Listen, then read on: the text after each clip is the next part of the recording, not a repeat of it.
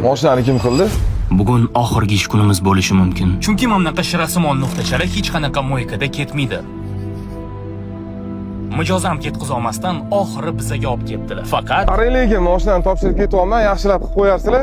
Toshkentda no'merading deyishdi. Ko'ramiz. nimadir bo'lsa yorvoraman degan ohang bilan mashinani qoldirib ketdilar.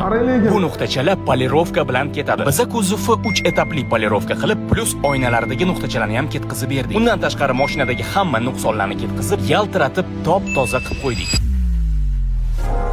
Ertasi kuni mashinani tekshirib olib ketishga keldilar.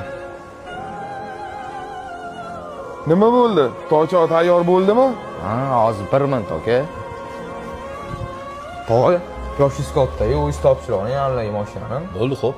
Assalomu alaykum, aka, yaxshimisiz? Assalomu alaykum. Lekin bitta sharti bor, qo'lni sindirish bo'lmasin. Ogiz ojiz hurmati bor, deyishni oling. Toychoq qani? To'choq tayyor, aka. Kelavering.